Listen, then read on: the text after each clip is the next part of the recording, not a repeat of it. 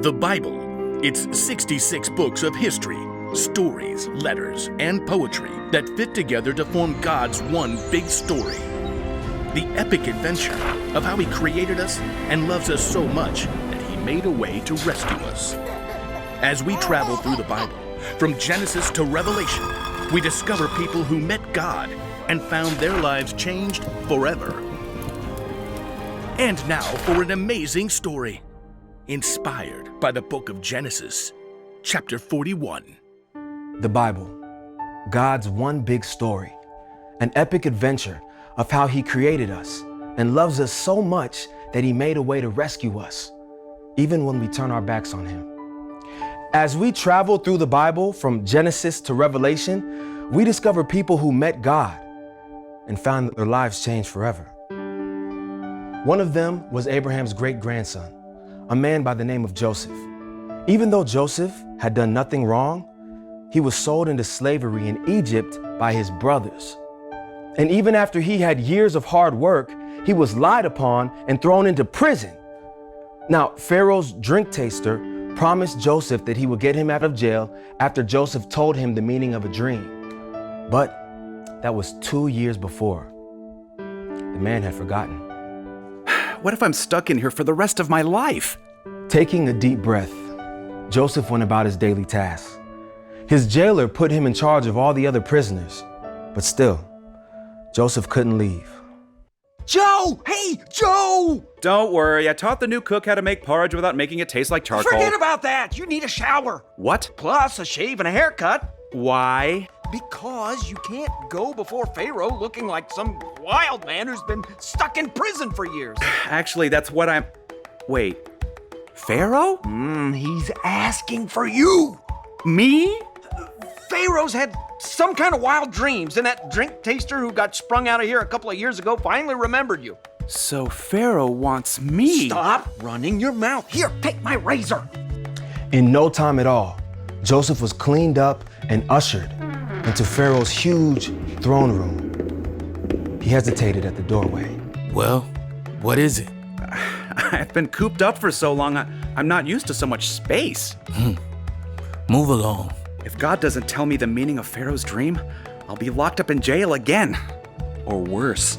Pharaoh and all his officials studied the young man standing before them. I had 2 dreams last night, but not one of my wise men can tell me what they mean. I've heard you can explain dreams. I can't. Send him back. Wait! What I mean is I can't do it myself. But God will give you an answer. Pharaoh settled back down on his throne, still skeptical. All right, we'll see what your God can do. Tell me your dreams, please. I was standing on the bank of the Nile, and 7 fat cows came up out of the river. They started eating the grass, but then 7 skinny cows came out of the water. They ate up the fat cows, but they were still skinny. Though Joseph was listening to Pharaoh, he was also listening to God. Okay, cows who want to eat more beef.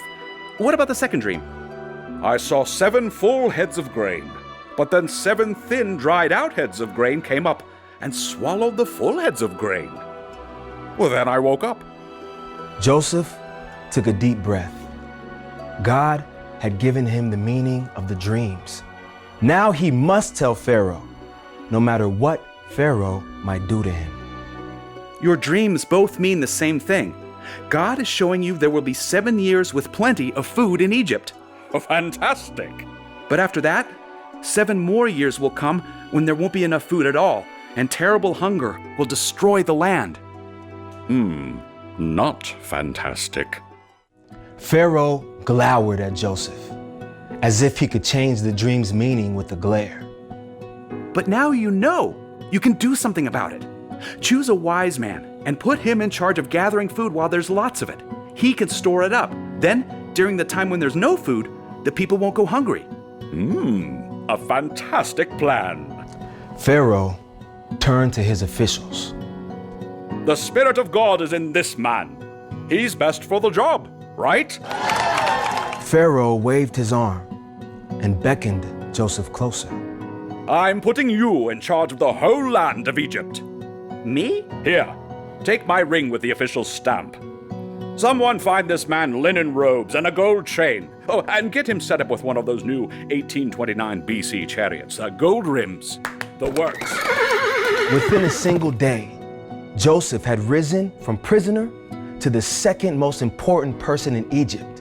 At Pharaoh's request, he traveled all over, gathering extra food. How much grain do you have?